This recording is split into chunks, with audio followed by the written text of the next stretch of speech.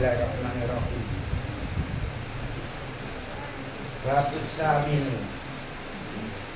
Babus saminu utawi bab kang kaping. Ya bener ya. Babus saminu utawi bab kang kaping 38. Babus saminu utawi Babus saminu wasalasuna utawi bab kang kaping 38. Fi fadilatil kubri iku fi fadilatil kubri tetep ing dalem nerangaken kautamane kubur wa ahwalihi lan pekiwuh kubur bahwa siksane kubur ya kene pekiwuh ya kene. Kala dawuh sapa Nabi Kanjeng Nabi sallallahu alaihi wasallam. Utawi kuburan iku raudhatun pertamanan min riyadil jannah saking tamane swarga min riyadil jannati saking pertamanane swarga iku kuburan iku padha karo tambirane swarga. Sampai nak kuburan itu ero, ini panggolannya sama swarga tanah rokok, itu ero, jadi itu pak pertama kali sampai tamburannya di swarga, lek kagum wong muslim.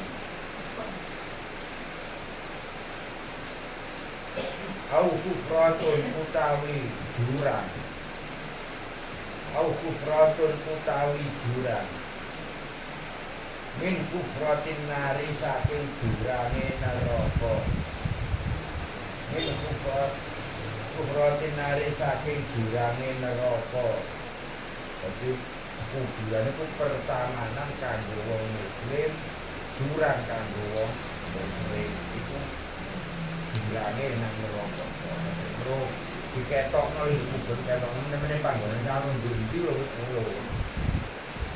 Wa qala lan dawuh sapa Nabi Kanjeng Nabi sallallahu alaihi wasallam. Al mukminu utawi wong mukmin. Al mukminu utawi wong mukmin. Fi kuburi ing dalem kuburane mukmin. Fi kubrihi ing dalem kuburane mukmin. Iku firawdati ing dalem tamanan pertamanan hadro akan ijo wayuwasa ulan dan jembaraken hadro akan ijo wayuwasa ulan dan jembaraken lahu keduwene mukmin kubrahu ing kuburane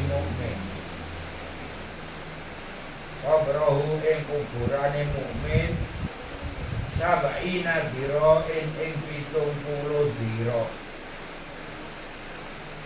sabaina dira ing 70 dira pitung kok dijembar ombo bener sampean dikubur sawanane koyo nek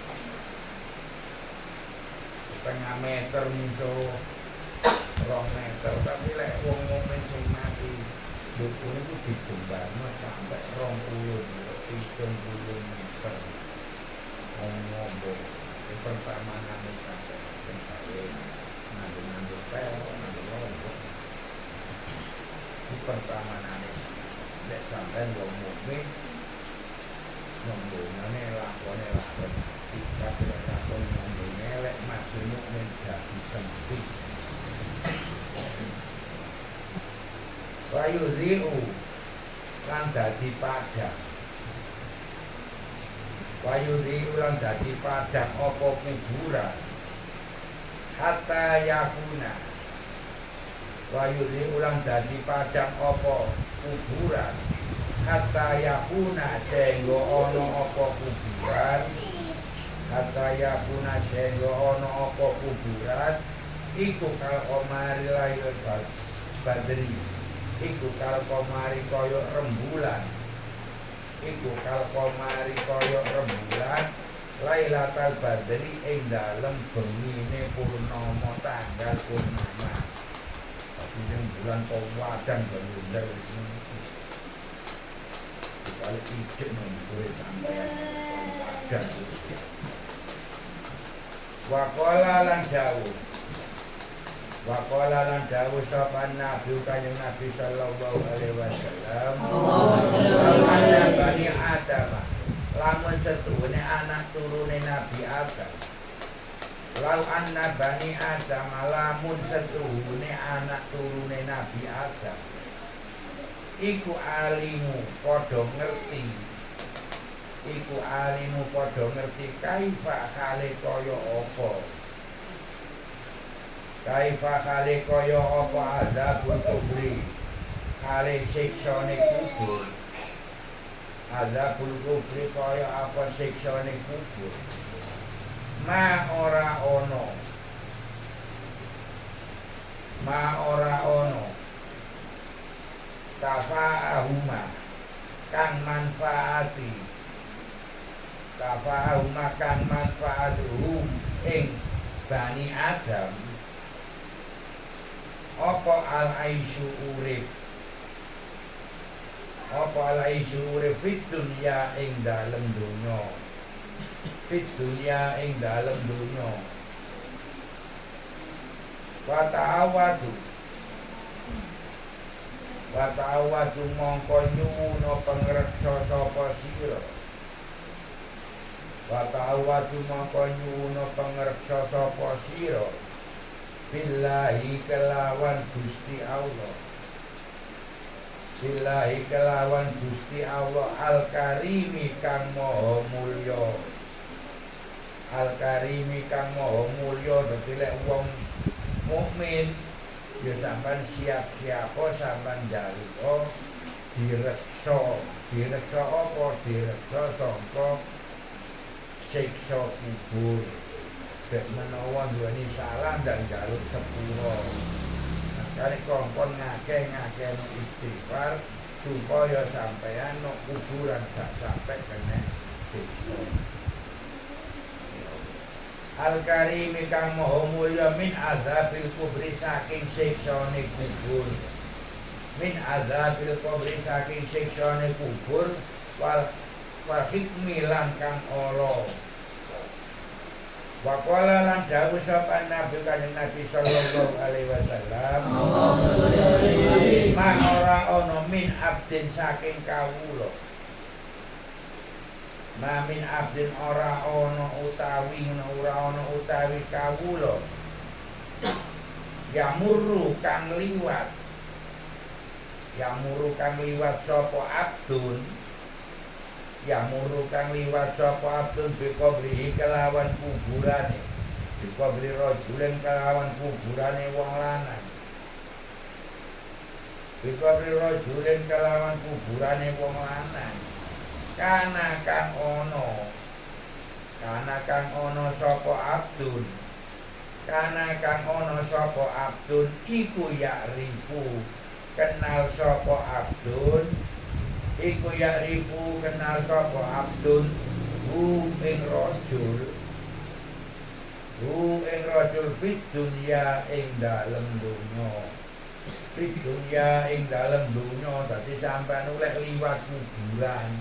Apa maneh sampean kenal karo wong sing mati, kenal karo sing dikubur di kuburan sampean kaya sampean ngetut ana kuburan ono, kenal ambek pinggire sampean.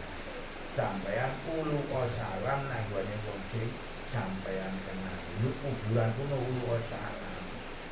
Nang gone sing mati nang gone wong sing dikubur. Nang ulu gak mati jek lu tengok-tengok wis mati. Tinggal mulai waktu tengok-tengok kabel. Lek sampean urut salam mesti bakal dijawab urut salam. Makane arang wong sing kenal, wong sing mati lho gelem urut salam. Paling jadi delok itu di kuburan itu. Boyo ulo salam niku urut jeneng kenal.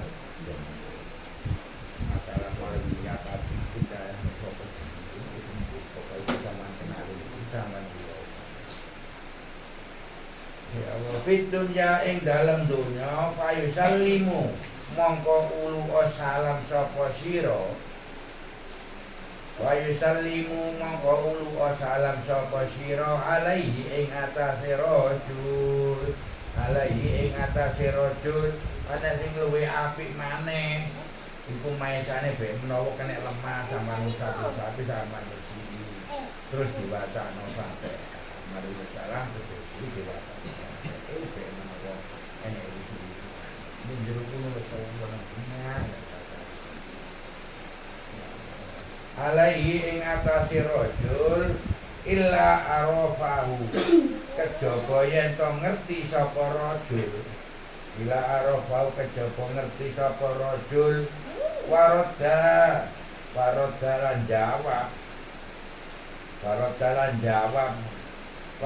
lan jawab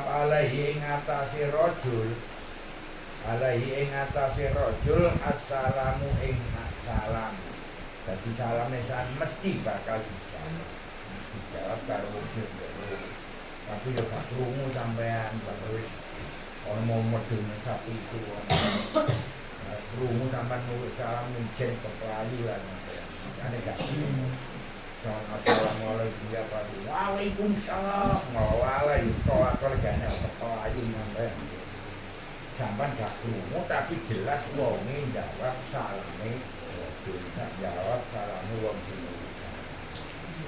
jadi kumpul direpong terus mesti sampean mesti sampean kenali lho pinggir ya ulu ana salam kiri ana Fatihah mungkin paling sing asale tengok mlebu nggawa rantang padha apa sampean kei Fatihah padha karo sampean ngirim iwak istik sampean ngirim Fatihah apa maneh jelema kali ya sampai waktu dan kalau duit mati sekali kalau kamu wis ngalim nonggone akeh dunia mati tapi nek pikirmu itu asli nek pindah tempat itu pindah pertamanan suara wa qala lan dawuh sapa nabi kanjeng Nabi sallallahu alaihi wasallam minal muslima ora ono minal muslimin utawi wong Islam minal muslimin utawi wong Islam marro iku marro kang liwat sapa muslim marro iku marro kang liwat sapa muslim bi kubrin kelawan kuburan min muka biril muslimina saking piro-piro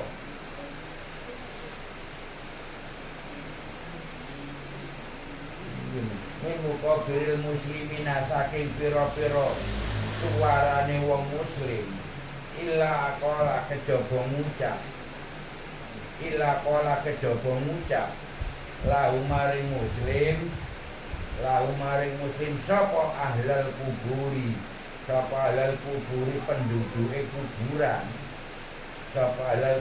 penduduke kuburan dadi jawab penduduk kuburan njawab kabeh ya wafilu he wong kang lali sampean gawe tak mesti lali ya wafilu he wong kang lali lau alimta lamun weruh sapa sira ma ing barang nak lamu kang weruh sapa kita lazabal mongko nyektine ajur azaban mongko nyektine ajur apa lahmuka daging sira ala jasadika ing atase raga sira jasad iku ya ragane ala jasadika ing atase raga sira kok gak ero anjene kene ajur-ajur wadamuka lan getih sira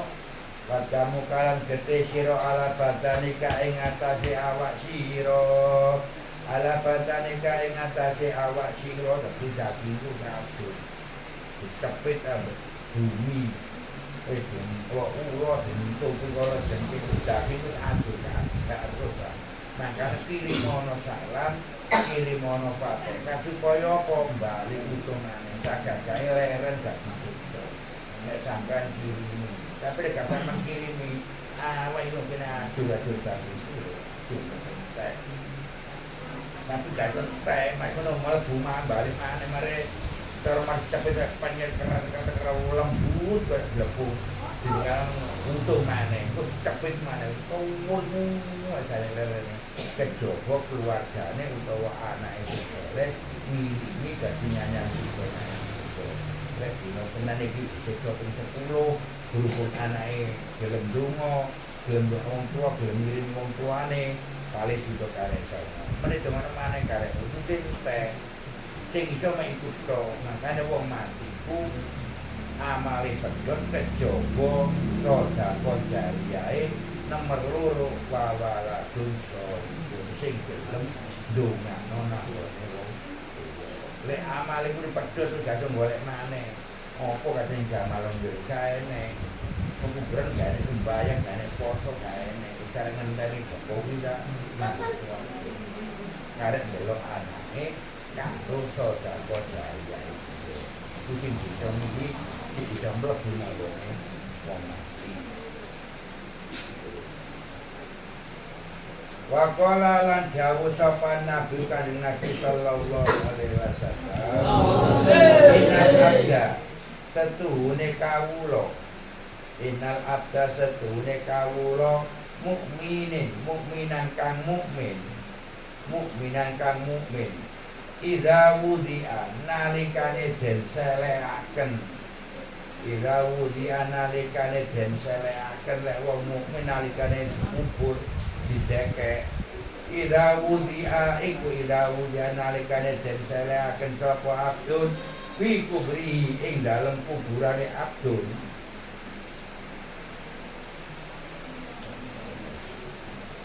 kubrin dalam kuburane abdun wako idun lan den lungguhaken sapa abdun wako idun lan den lungguhake sapa abdun sampean glendangno ngono ya wong mati glendangno dudur ngalor sampean tinggal ngalih langsung dilungguhno karo malaikat itu ditakoni dilungguh nanti gak glendang terus gak lungguh teman-teman dan terima pasangan gak ngirim balik matu nyeret sedikit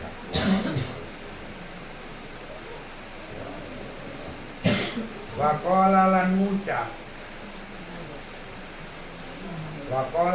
ngucap ahluhu sapa ahlu keluargane waqala lan ngucap sapa ahlu keluargane wa qoribahu lan pira-pira kerabate wa akhibahu lan pira-pira kekasih wa abna'u lan pira-pira anake wa sayyidu lan bendoro wa wasarifahu lan wong kang mulya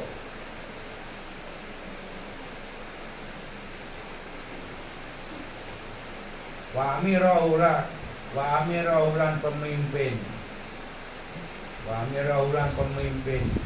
kala mongko dawuh lahu maring abdun sapa malaikat isma ngrungokno sapa sira ma ing apa ya kan ma ing barang ya kene ma ing apa to ing barang ya kuluna kang padha ngucap sapa ahlun ing ma anta utawi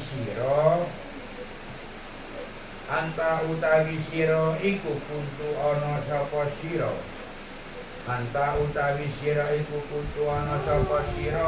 iku sayyidun bendoro wa anta utawi sira Wanta utawi sira iku syarifan wong kang mulya. Iku syarifan wong kang mulya. Wanta utawi sira iku amirun pemimpin. Iku amirun pemimpin. Kala mongko ngucap sapa mayitun mayit. Kala mongko ngucap sapa mayitun mayit tapi gak krungu zaman mayit ngucap baku dhewe. Wis urip maneh. Mek kaceke panggonane gak padha nek sampean alam dunya kuno alam akhirat. Yo ngucap ngomong tapi gak krungu. Ya laitahu menawa ahli. Ya wae menawa ahli ya dhuwure mangkabe man. Bendorone koncone wis kabeh mendhukur man. Ya wae menawa ahli. Lam yakun ora maujud, ora ana ya kena ora maujud. Kena sapa ahli.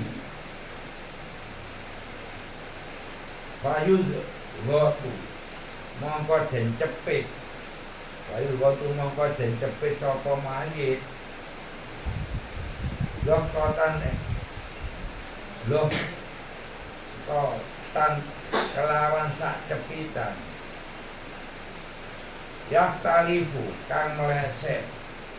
Carane ya tuklek uga beli meleset. Yahtalifu kang melesetaken biasa sebab cepitan man sebab payu gotu itu. Apa lau piro-piro igawa kasih mayit. Apa lau piro-piro igawa kasih mayit iku gegere kok. Umake balu-balu sambung-sambungan padha breset kabeh dadi cepet. Waqala lan dawuh sapa Nabi Kanjeng Nabi sallallahu alaihi wasallam. Wala dawuh sapa Allah taala Gusti Allah taala. Dawuh Gusti Allah taala ya Isa Isa. Ya Isa Isa kam akeh banget. Ya Isa kam akeh banget min wajin utawi wajah. Min wajin saking wajah. Nabiin kang ajur. Wal badani lan awak. Sahihin kang sehat. Walisanin lan lesan. Walisanin lan lesan fasihin kang fasik.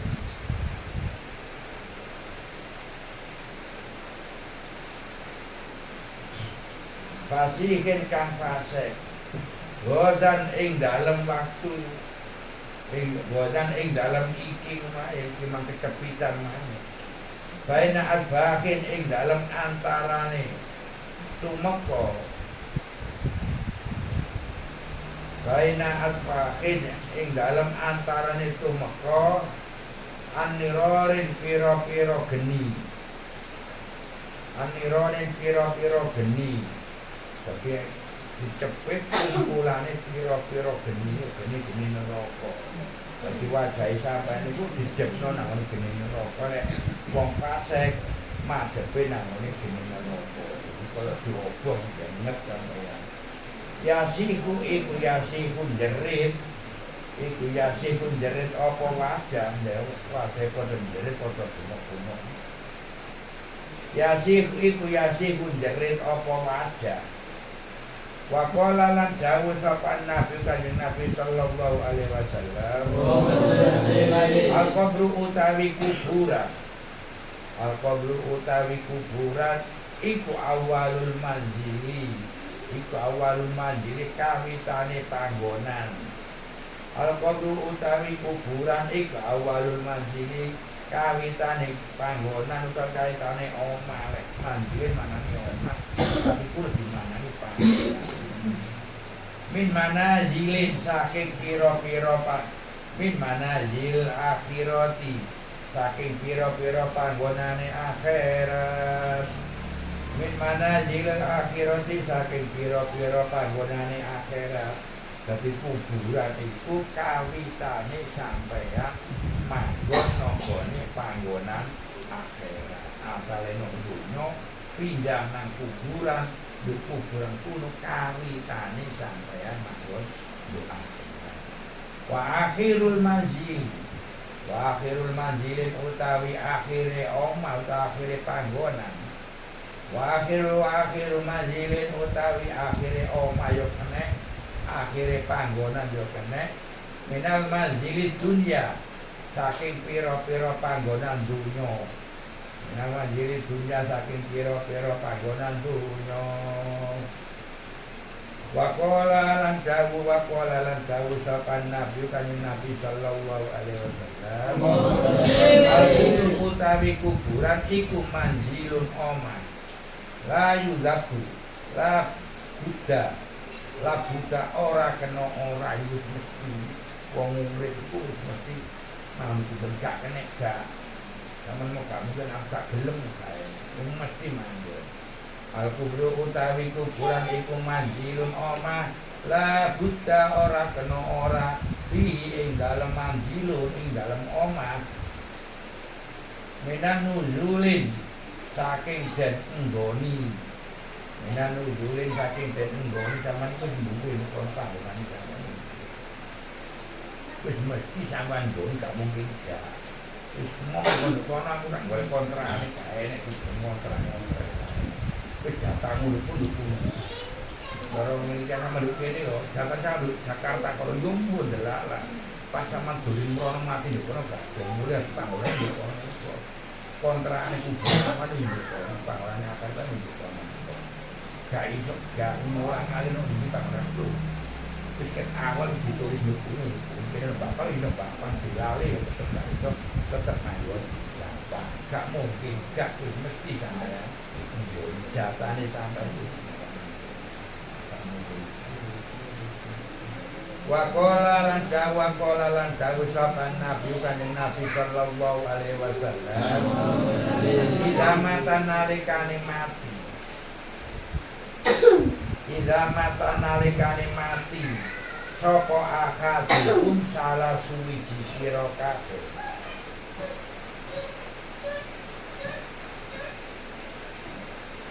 Sapa akadukum salah suwiji sira kabeh.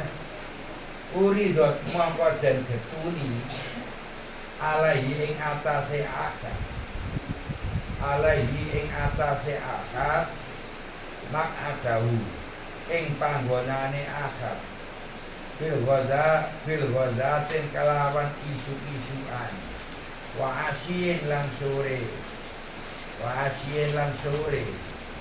Idza kana lamun ono sapa ahad min ahli jannati saking ahli swarga. Min ahli jannati saking ahli swarga, laman mongko sapane wong, laman mongko utawi sapane wong iku ahli jannati ahli swarga. Iku ahli jannati ahli swarga. Dadi lek ndukuriku sampean mati esuk sore wis ero panggonane sampean. Sampeyan panggonane ahli swarga, ya wis mesti sampeyan bakal pindah nanggone swarga. Lan sampeyan ahli neraka, ya wis bakal manggon nang neraka kuwi. Rewe iku esuk ambek sore, di waktu isuk utawa waktu sore ditutungno karo malaikat dirungokno, nek mati esuk sore ditutungno panggonane. Lah kok koyo boten mlawan berlinggo ning mawon yo gak iso yo situ panggonanmu. Gak iso ngalih gak ndalem. Malaikat wis mumpune rumu iso tok gawe nek malaikat dhewe. Rugi yo kon kanca kowe. Kali yo kono tapi malaikat ku perintah pangeran tuntunan arek nang neraka. Tuntun nang susulan jangan swarga nang swarga wis apa dawuh iku wis bakal dituntun.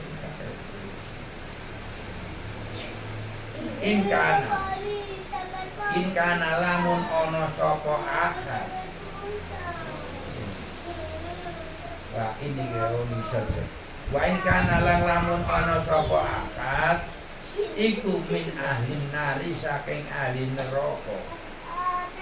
iku min ahli nari saking ahli neraka faminal ahli nari mongko saking ahline neraka dadi iso dituturno pada neraka iso yukalu dan dawuhaken yukalu dan dawuhaken hadza utawi iki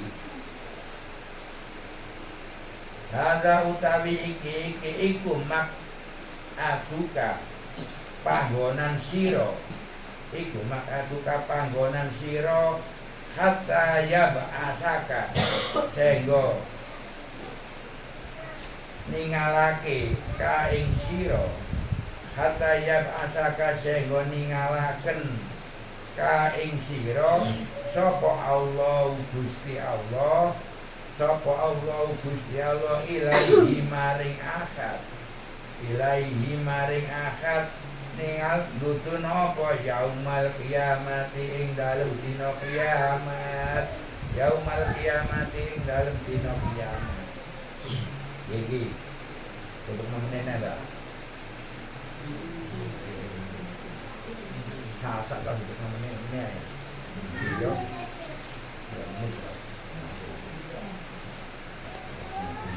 Babutasi wasala sunafi mat indriyahati alal mayyiti ing dalem nerangaken sambat. Nek wong mati jaman sambat. Nasi ombokmu, bab bojomu, bab anakmu aja mok sambati nang. Ah, kalau wong mati iki kan apa perlindungan aku oleh.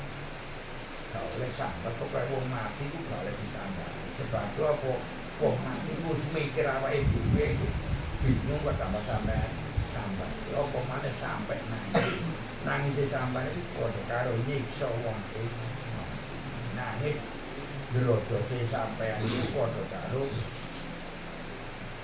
nyiksa wong sing mati salah kebutuhan bener kok sebagai tetesane motor ojo kabeh sambat lene bahasa kaya jenajan api ini sama ini kaya apa abote berato kaya apa pahite aja sampai sambat maksudnya sambat itu ngetokno suara dan ini jero ati itu ya wis mesti wong ditinggal wong tua ya mesti sambat itu kudu nangis wong terakhir ketemu apa maneh asale dijaluki kelanting sama gak bani tempat kelanting mari mun tinggal metu wong kuwi sampean mati oleh betul sampean karo sebab gak iso njaluk penurunane wong tuwa. Getun oleh tapi gak oleh sampai nangis, gak oleh sampai sambat getun.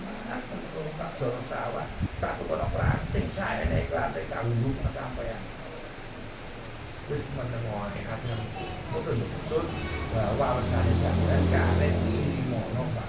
Karep iki mono tak karep iki mono sok iku tugase wong sing kuwi nang sing tidak oleh sambat ngetok semua mana dalam wong tinggal menyaku masih kalangan aku bukan nyambut kayak bendera mana dari sambat kalau semua nang